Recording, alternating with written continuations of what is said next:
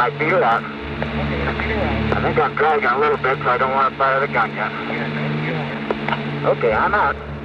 We're all on a one-way journey through life. And so therefore, sending a person on a one-way trip to the stars that takes his whole lifetime is not a suicide mission. A person gets to do a job that's very exciting. And really, when you and I work, we work for all of our lives. Hopefully it's something that's interesting. These people would be the same way.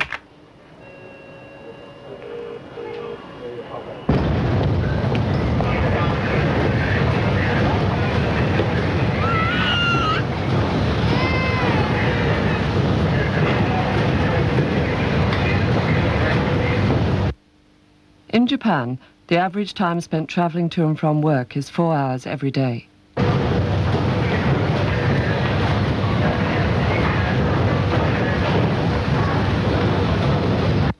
An estimated 537 million cars will be on the road worldwide in 1991.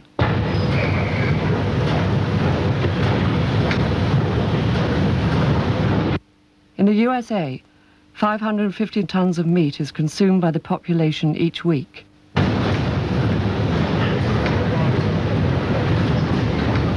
Every day, 430,000 newspapers are printed in Britain.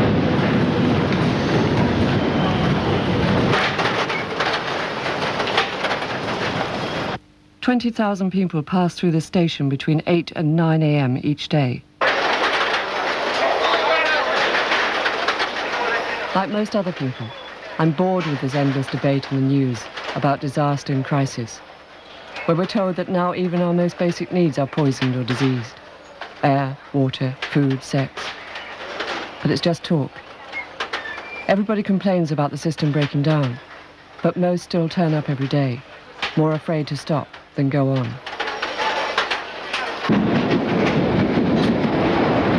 Not all of us struggle to work.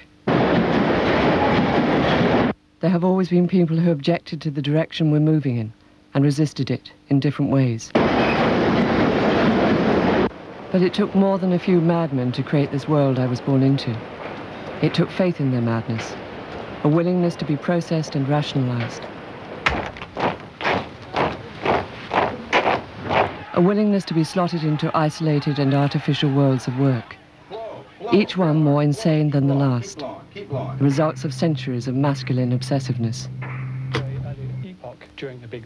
Each world has experts who defend their territory with impenetrable walls of detail, determined to keep this madness they call progress rolling, whilst providing us with our bigger cars, faster food, smarter computers, more interesting holidays, longer life.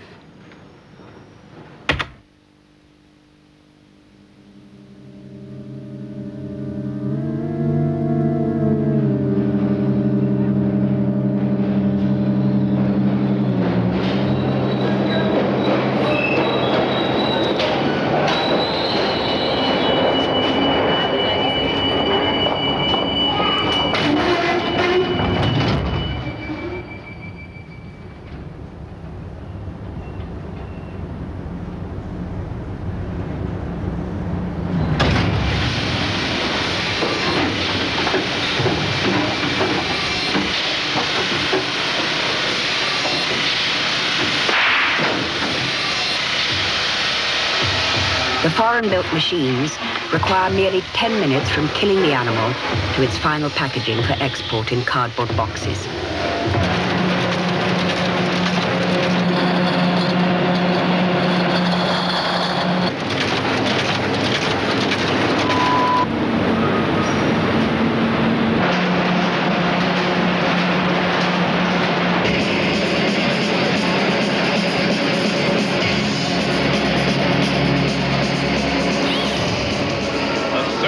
Energy and initiative of the 20th century have made it the most productive in history.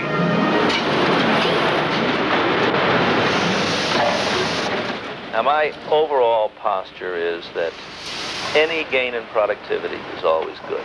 That's a fundamental, I consider axiomatic, that you shouldn't even talk about stopping anything which increases productivity. It was easy for me to stop this machine, but the bigger one seems to have the accelerator jammed at full throttle. 10 minutes is all it takes to turn a live cow into beef burgers. 2 minutes to eat one. It's only production that makes money. Making things, building houses, making cars, producing washing machines, making computers, if you like. The fascination we have with gadgets and tools makes it hard for us to slow down. We hate pollution, but love our cars. Making, inventing, and buying things keeps us busy, and there are a lot of us to keep occupied. Nature gets devoured and replaced instead with man-made things.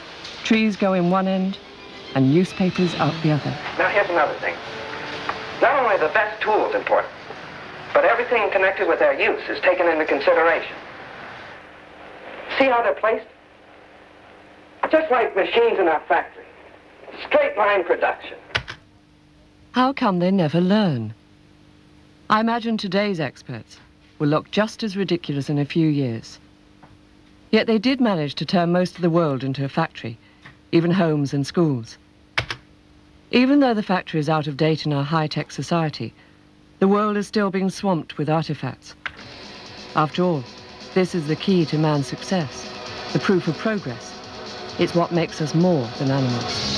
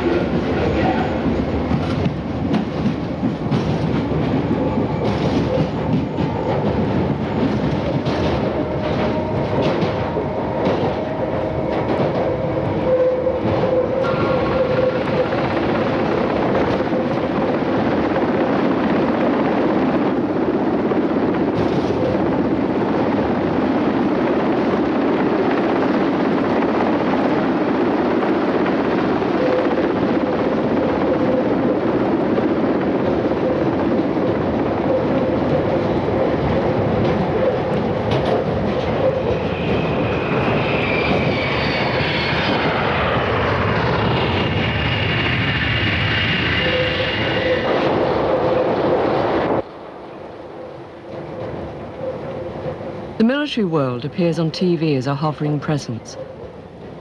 Most of us rarely actually come into contact with it.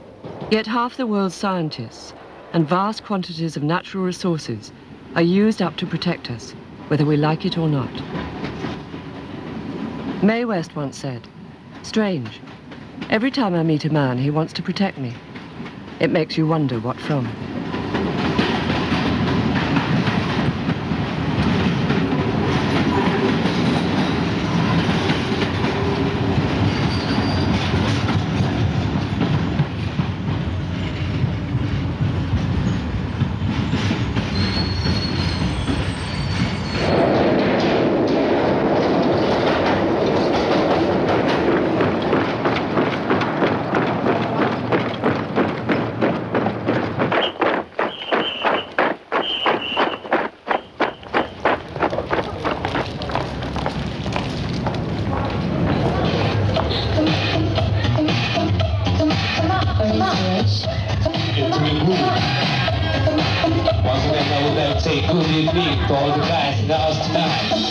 USS New Orleans, USS Mount Henry, USS Fresno, USS Ogden, USS Mobile, USS Stewart, BC Park. Bend and stretch.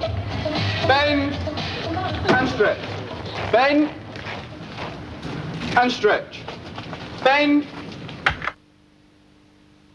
Many men appear to feel at home in this extreme environment, segregated from women, children, and other worlds.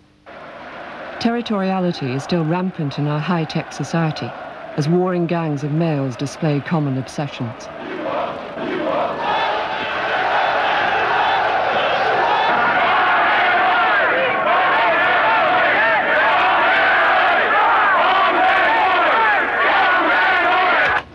Bend and stretch. Bend and stretch. Bend. Having fired the main round, the anti-tank rocket, he then throws the weapon away. This makes sense because the materials being used for this weapon are all unique. So we now have an ultimate 80s weapon of fire and throw away. This is the entrance wound from the submachine gun, 450 meters per second. And you see the exit wound here. The difference is not very big. On the other hand, with the high velocity wound, here you can see the circulation is impaired. And if you have a dead animal, you will never see this.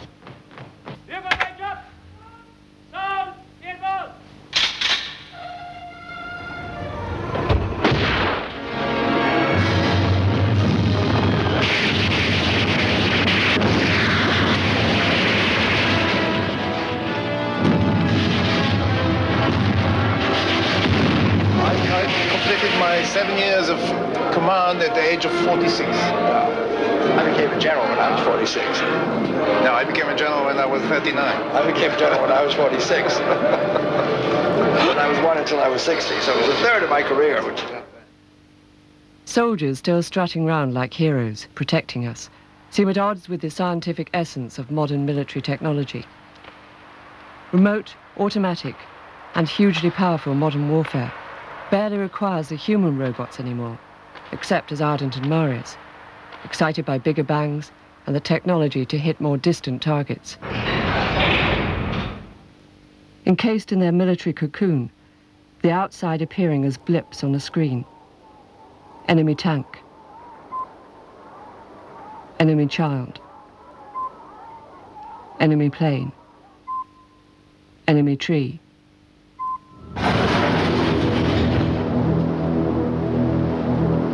And detecting other submarines is Commander Walker's main task. His vessel is HMS Trafalgar, a nuclear-powered submarine hunting submarine.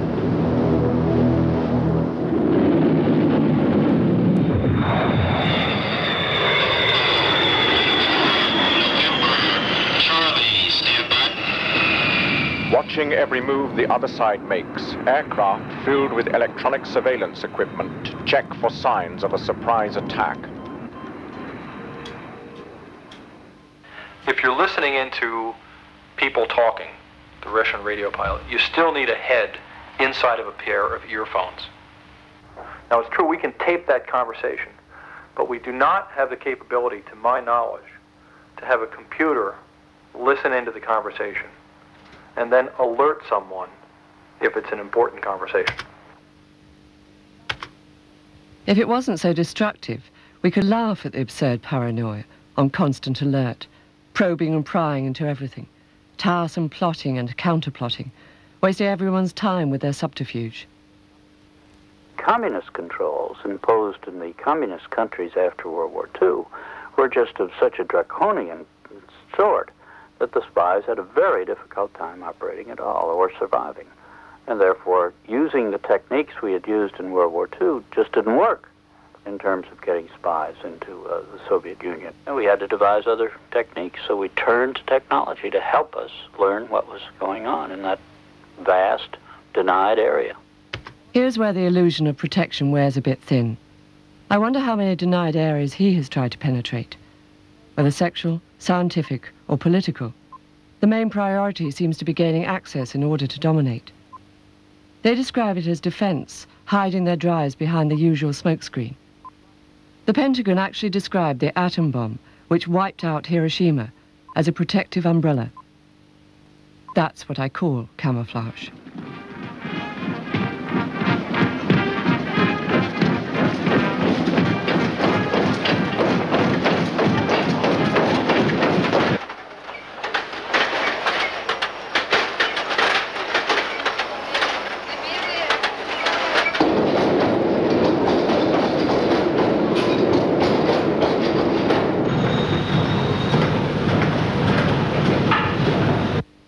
I wonder how many were late today, like me.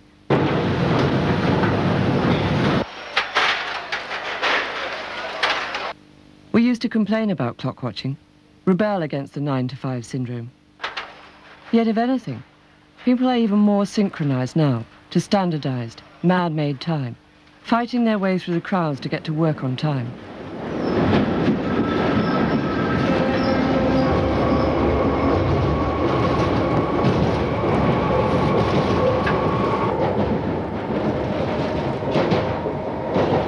It's as if mechanical time, counted in units, has made us more self-conscious of aging, even though they've hidden the natural processes, birth, aging and death, away in institutions, and try to block the cycles. For the time being at least, we still get old, and then we die. Meanwhile, technologies strive endlessly to extend our lives, perfecting our bodies and minds, improving on nature, and breaking its limits.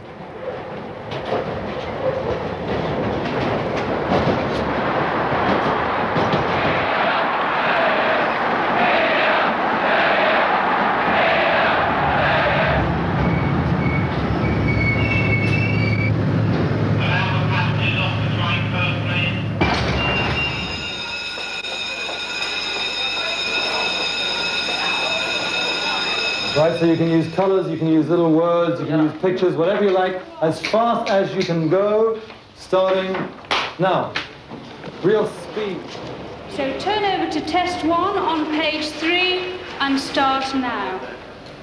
1 minute remaining, sir. The major corporations in the world, especially the computer corporations, are spending hundreds of millions of dollars a year literally on training their personnel, because they know that as soon as the big brains come into their organization wins. So we realize that intelligence, the use of the brain, is, if you like, the next quantum leap in human evolution. In true rational fashion, brain experts isolate brains and see them as tools to be used in the race to produce supermen. Each of their quantum leaps, dehumanizing them more and more, and merging them with the machine.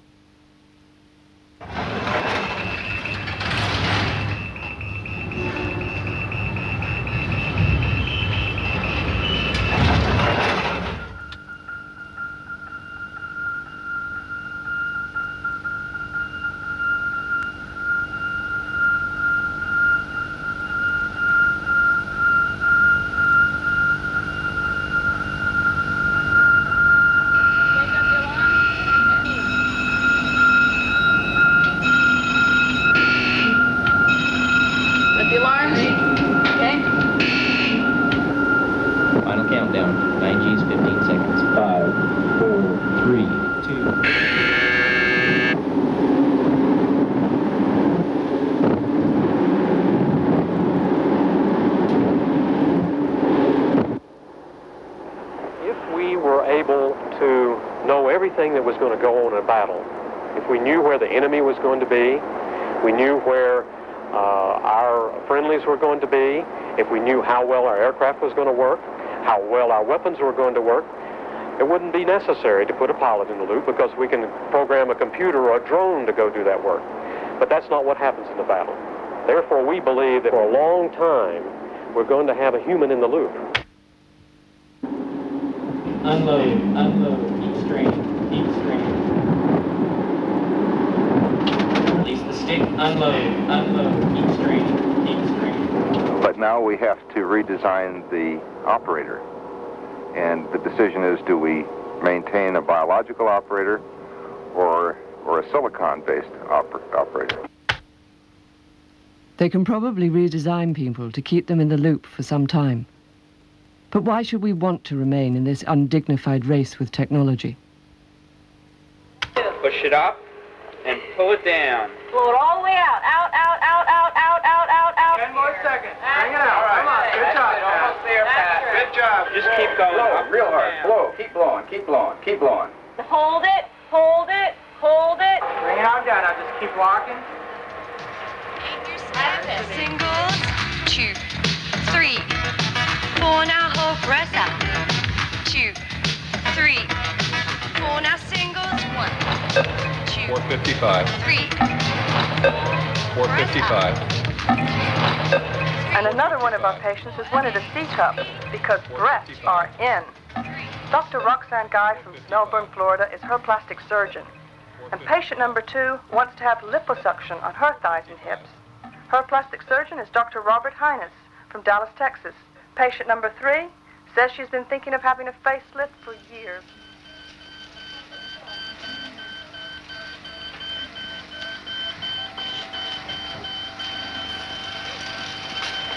You know, one thing that really concerns me is the fact that we haven't been progressing when it comes to the attaching of limbs. We might applaud the taking of a limb from a dead person and sewing it directly into the socket of a live person. But when it comes to providing in transplant, whether it's what I like, the idea of the body, or whether it's what others have suggested, the brain, or let's be absolutely frank and say transplanting the head, we keep coming back to this problem that we're dealing with something that we can all see physically. His main concern is to keep humans in the loop. Dr. Robert Black transplants the heads of live animals, practicing for the time when he can save a human brain by transplanting it into a donor body. I read that he has also been associated with Russian experiments, attempting to attach the live severed head of a cat with wires to a guided missile.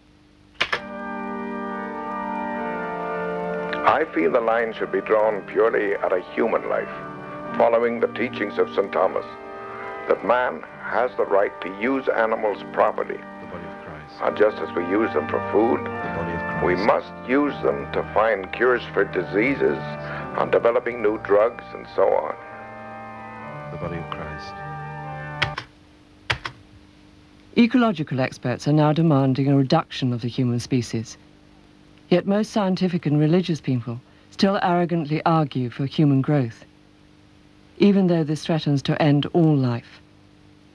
They make the preservation and extension of human life sacred. Human expansion has always degraded other life forms. Now it requires more and more degradation of humans too.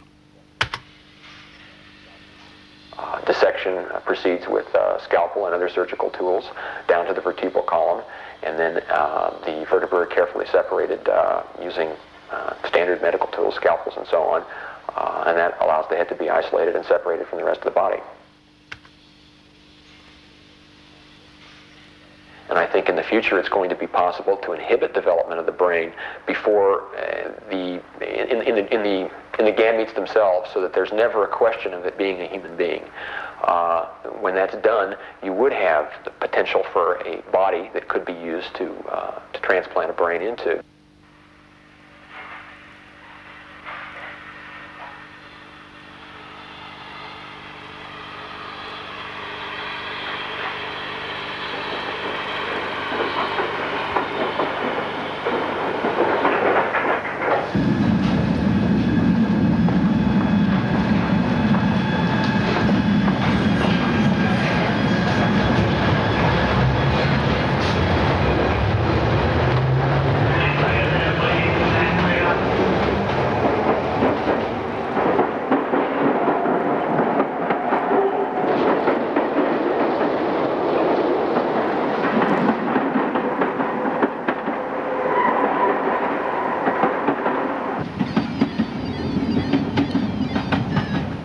Apparently, unlike girls, most boys, when given the opportunity, relate to machines better than they do to people.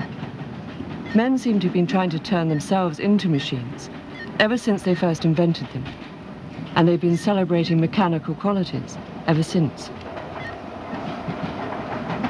Throughout history, men have expressed a desire to distinguish themselves from lower animals and females, elevating themselves and their products above all life.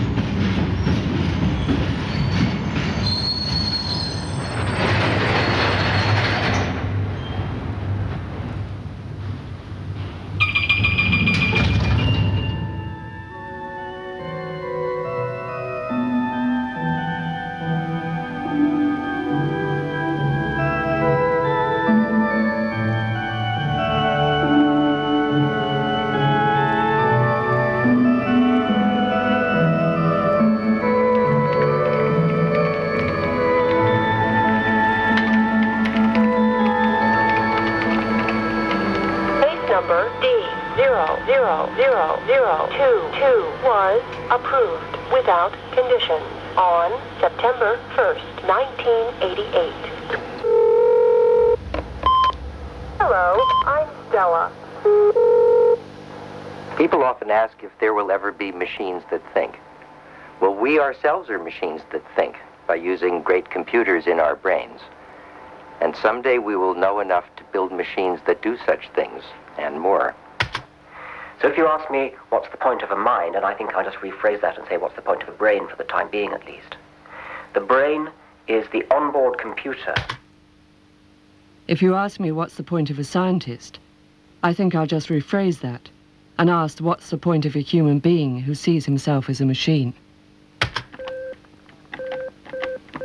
It's strange that the desire to be totally rational and eradicate all subjectivity seems to produce an irrational hatred for anything not made by man.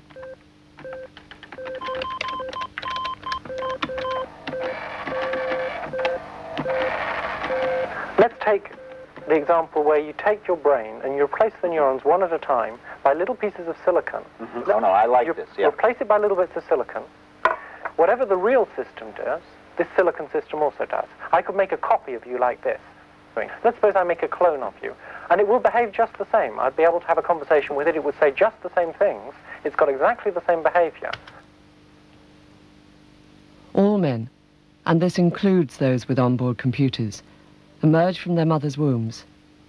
It's as though these natural origins make them look weak, and they hate that.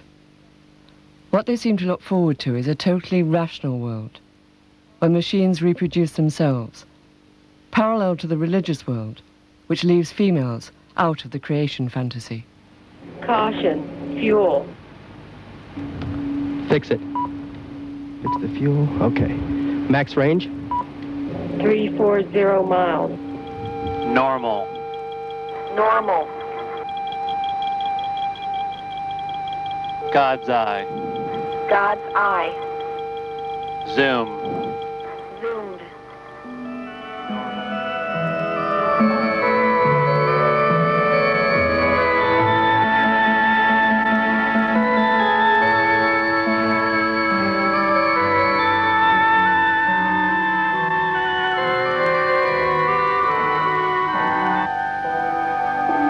It will happen in the future. People will have machines take over certain body functions. In scientific terms, these are cyborgs. Society in the 21st century will be a society where cyborg and robot work together. I call it the cyborg society. I think it will make for a kind of utopia.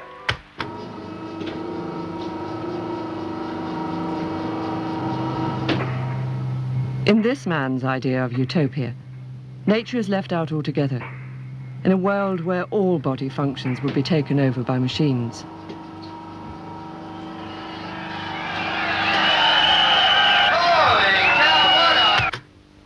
But it's his sexual drive which still ties man to the animal world.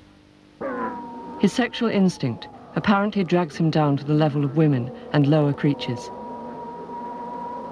In the attempt to disguise this, man has elevated sex into both art and science. Art to excite, and science to measure performance. Sex has been processed like everything else, and the sex machine spews out abstracted and distorted products, aids to an alienated sexuality. これです。これです。この復元性、弾力性、赤ちゃんそのものですね。永久にこれは赤ちゃんの皮膚なんです。ですから例えばこう辛み塗れば。 Here's a sex machine that never ages. It's custom built. You can have a nurse, nun, housewife, baby, corpse, even one that screams and shows fear. Masculine urges could be satisfied independent from nature, if that's what they want. 新しいエロチズムっていうものを展開できるんじゃないかと思います。まさに軟体機械としての素晴らしい世界が皆さんももうすぐお見せすることができるんじゃないか。世界の皆さん待っててください。待っててください。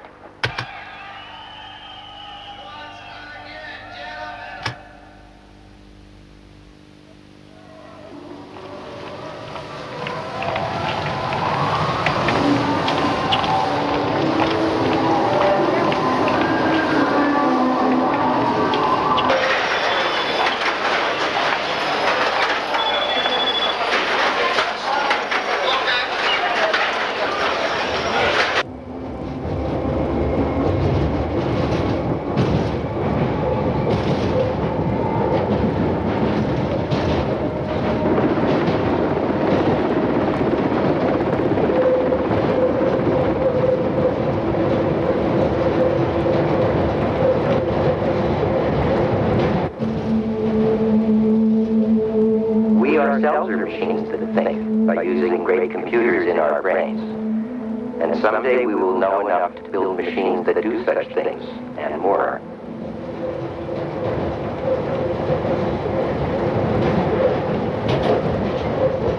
Can you imagine a guided missile that thinks like rational man?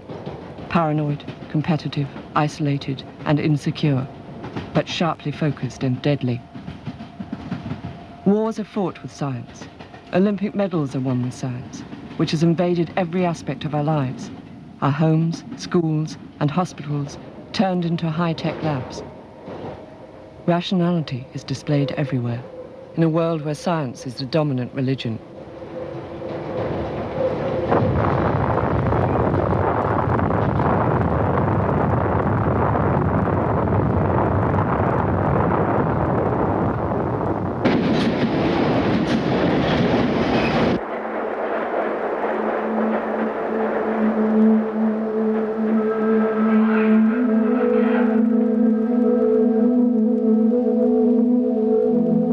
Over the years, we have come to realize that the universe does not just behave in an arbitrary way. Instead, it evolves according to well-defined laws. This complete set of laws could give us the answers to questions like, how did the universe begin? Where is it going?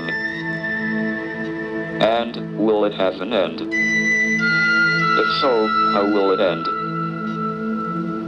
If we find the answers to these questions, we really shall know the mind of God.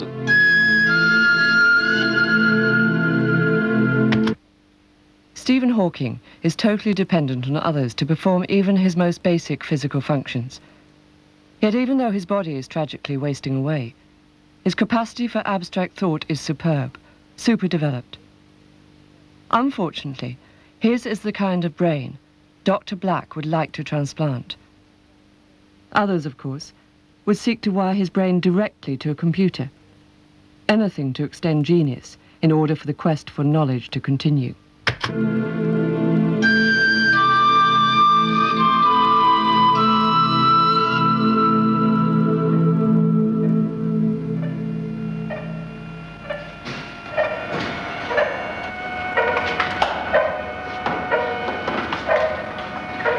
Purely a function of my current and the amount of current I put on, you see.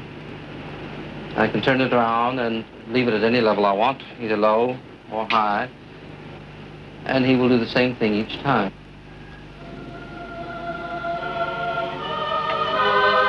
I think one trait of my personality is irritation with mysteries. If I see something that I don't understand, I want to know how it's done. And I always took apart any mechanism that I couldn't understand. The way I think about what it is we're doing is that we're exploring, we're attempting to discover all that we can about the world. The reason I do science is simply to find out about the world, because the more I find out, the better it is. I just like to find out. Like those experts who will want to take this view apart, bit by bit, using nitpicking logic, the exponents of the scientific method deal with fragments. Even the most accessible scientist solves problems by isolating them, studying bits of things and people. The popular and charismatic physicist who worked on the atom bomb, Richard Feynman, did much of his research in topless bars. Objectification is a strange thing. The tunnel vision of the specialist combines with a masculine eye for detail. They peer, probe, poke, and dissect with detachment.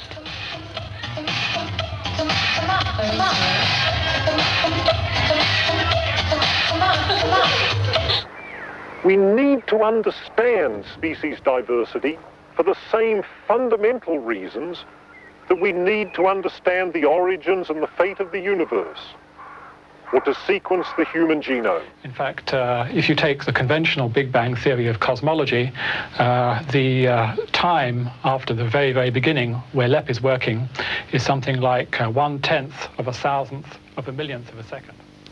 We believe it's better to make things rational than to accept them as irrational, whether they are irrational or not. Why? Because we can store the information easier, we can transfer it to other people easier, we can communicate easier. Should we assume that things were chaotic, we would have a terrible time.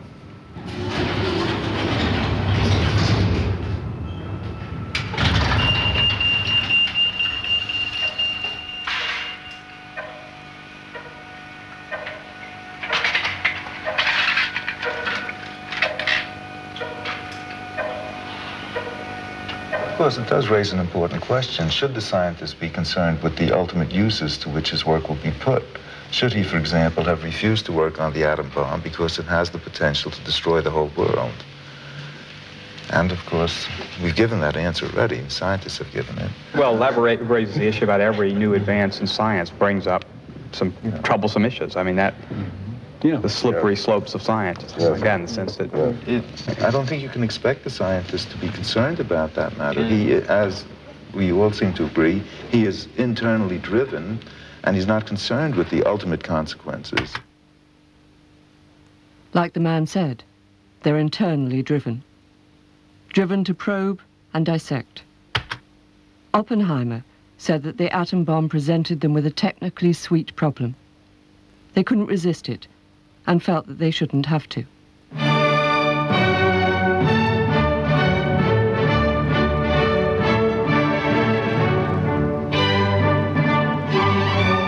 first physician in history to keep a primate brain alive outside its body, Dr. Robert J. Black.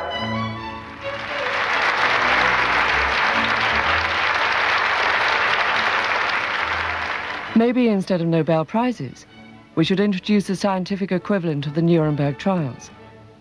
They use their neutrality as a smokescreen, whilst demanding the freedom to fulfill their internal drives, which are essentially no different from the military. The need to conquer, dominate, control, and win. In other words, male drives. The major mystery left in biology is the brain, how the brain functions. You say the brain, I agree with that. Yeah. That's natural history. That's describing what exists in 10 years. But there's another power biology has acquired, which we'll talk about later, which is to modify, to modify beings. And that's another theme which gives biology another power, to modify, to modify beings. Having attacked all other species, scientists now have the power to attack our own. Until recently, reproduction of the species has been regarded as a female-centered activity, and therefore peripheral. Now scientists have targeted this last denied area, bringing them to center stage in evolution. It appears our fathers wanted to be mothers all the time. To what extent the mankind is going to use their knowledge and technology to alter among human being itself. And I don't really know what we should do about it. There is no theoretical reason why one should not be able to manipulate and alter human embryos and therefore the resultant offspring in exactly the same way as one manipulates and alters other mammals. I suspect that we could be engineered much better than we are, and quite possibly will be in another 100 years. So I would say that we should do anything we can. We have to have rules, but if you need a candidate for a second heart or 4 arms or 2 heads, I am one.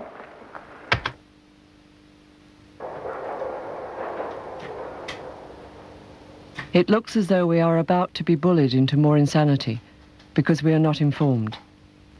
What was it the biologist said? Knowledge is power. It has authority. The guidelines for most modern societies are usually based on some book or other, mostly filled with rules to regulate and standardize thoughts and behavior. Experts in the past made gods out of these authors and demanded unquestioned belief in their words. Words which these experts used to justify their own actions. The menacing spectre of Dr. Black, armed with the antiquated text of St. Thomas and the tools of this high-tech world, transplanting animals' heads leaves room for thought. Thought of a different kind.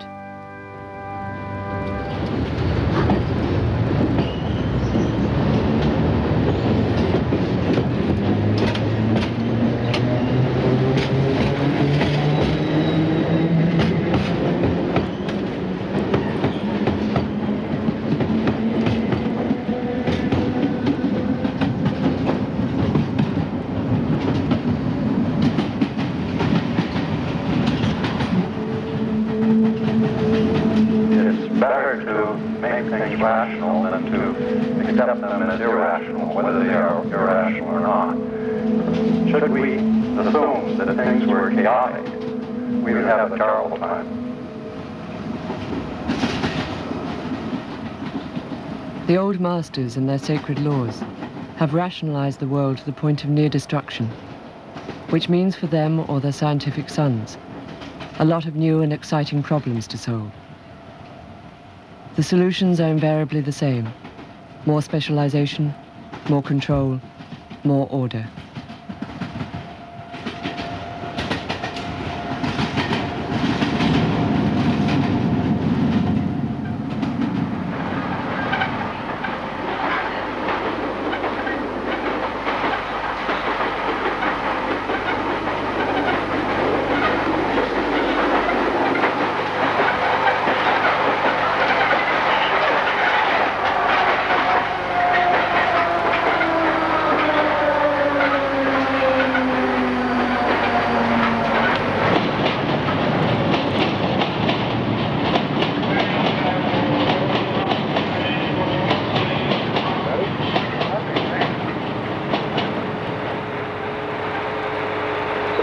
Separate from the spacecraft. Okay, separate from the spacecraft at this time.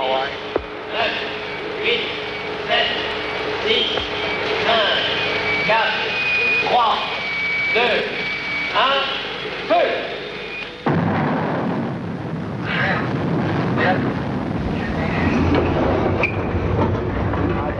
Things into the atmosphere now with a rate that will change the climate more rapidly than it has changed naturally during the last 100,000 of years.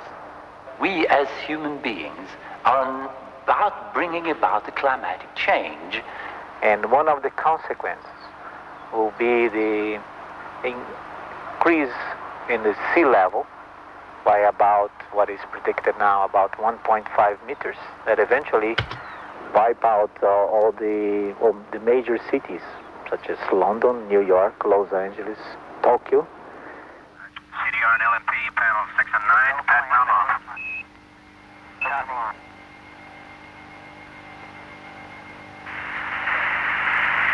75 feet. That's looking good, down a half. Lights on. 40 feet down. When man steps into his rocket ship and leaves the Earth behind, he must be well equipped to survive in the hostile realm of outer space. That makes him a brand new biological species.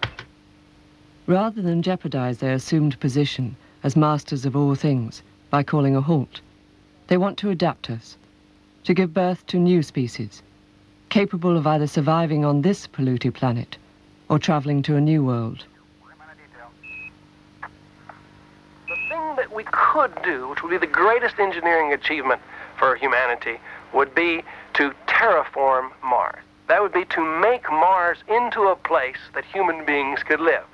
I think Mars is already an ideal place for humans.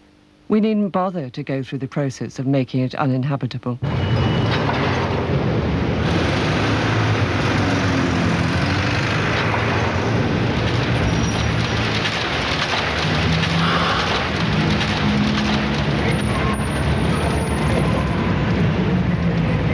We're going to have to send our robotic probes first to find a habitable planet. But then I think the imperative that's in all of us to expand will send humans to the stars. And like the Polynesians, only a few people will go. Probably will be a very picked genetic pool of a few dozen people. And then they will colonize, we will colonize not by sending more people, but by just letting the population grow. Fortunately for us, it will only be a selected few, presumably suitably adapted. 2 heads, part machine, assisted breathing, born of man.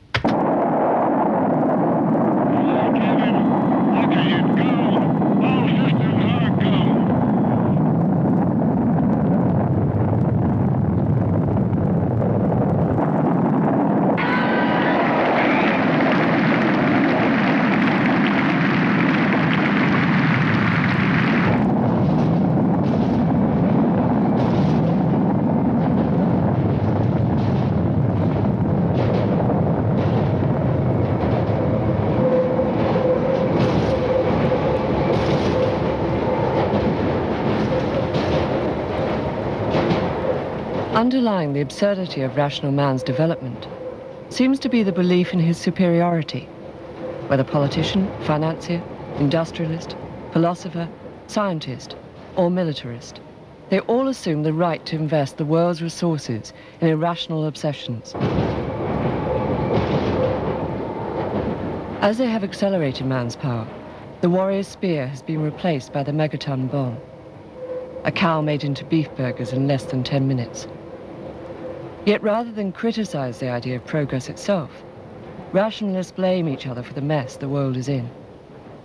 Even the elegant scientists still try to point to greed and ignorance for the planet's drift towards disaster, focusing attention away from their obsessions to know everything there is to know, to do anything that can be done.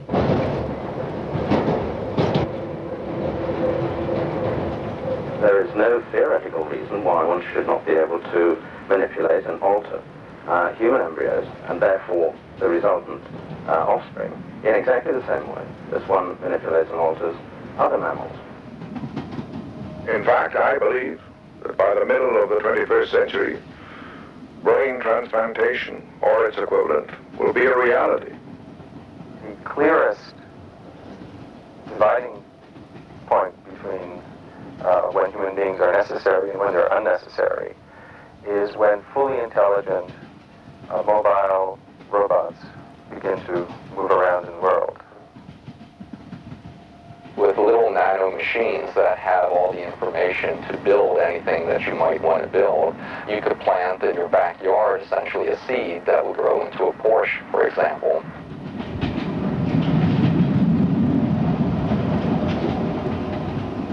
These insane scenarios for the future seem at odds with the recent projection that all major cities of the world could be underwater in 50 years' time.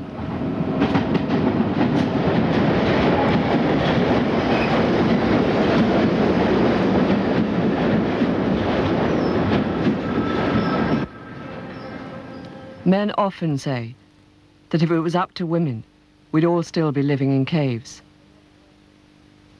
There never were just caves or the barren stony landscape this assumes. There was nature, empty of man's technology, but plentiful as a habitat for all earthly species. It's man's obsession with proving himself that is leading us to a real barren earth. Perhaps if Nobel Prizes were awarded for not inventing anything, or we gain status from not owning a car or hi-fi, maybe if we gain recognition for not exploring, or for being the best, the first, or the winner, perhaps then, those who produce and consume the least would have the highest respect.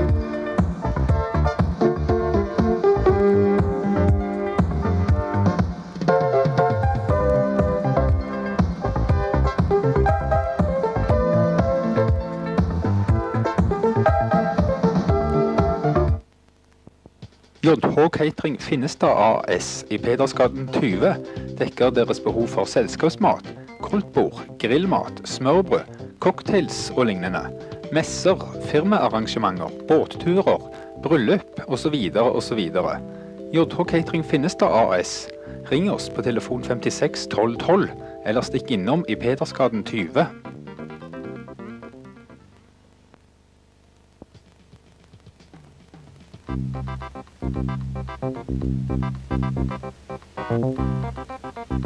Vigo elektronikk i Øvre Strandgade 79 fører datautstyr, instrumenter, oscilloskoper, komponenter og båtutstyr som ekkolod, VHF, båtradio og navigasjonsutstyr.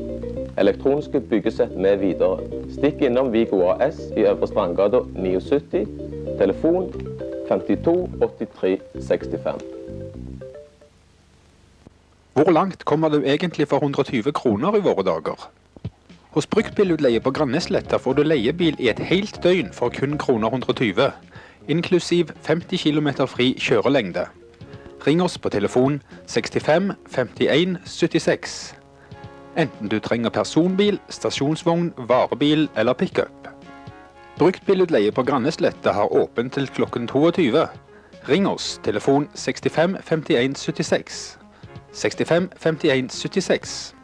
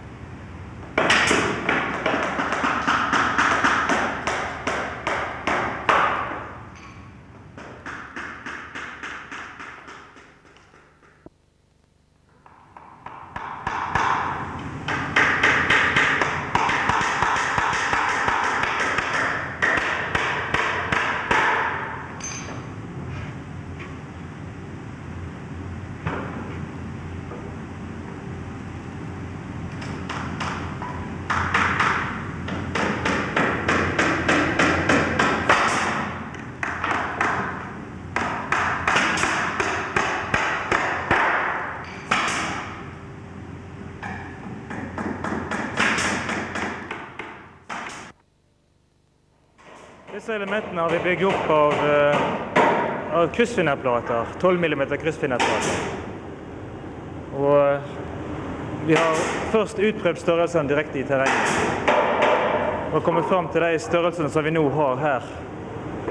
Der de store elementene har en bredde på 15 cm, og de små på 14 cm. Produksjonen er lagt opp til å være så enkel som mulig, slik at hvert element da består seg av striper som er like breie. Og hvert element blir slått sammen av 8 slike tilkappede striper.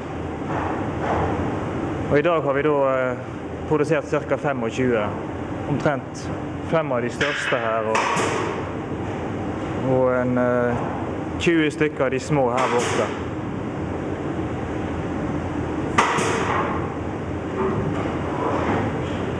Det som Marit holder på med der borte nå, der ser vi jo fundamenteringskonstruksjonen her, som vi er litt spent på kommer til å fungere.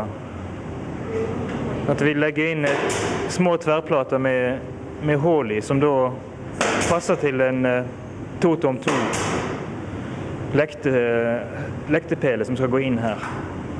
Og da har vi muligheten for å dreie elementet. Når pelen er satt i jorda, så har vi muligheten da til å dreie elementet og i forskjellige posisjoner justere det når vi har fått det på plass. For en god del av arbeidet ligger jo faktisk i å tilpasse formene til terrenget der ute.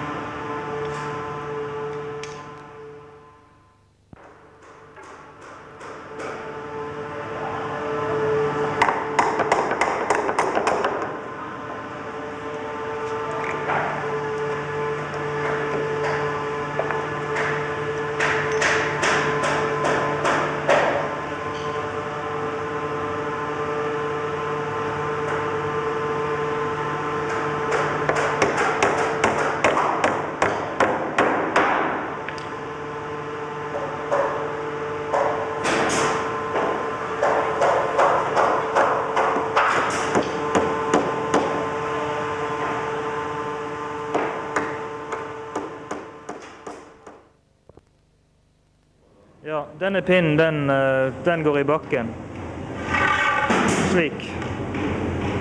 Og den kommer til å bli satt ned mer eller mindre etter et rutemønster. Og når disse her da er satt ned, så blir elementene tredd oppå gjennom de hålene. Og da har vi muligheten til å variere posisjonen av elementet, dreie de eller løfte de over og bytte om. Store og små, om en annen.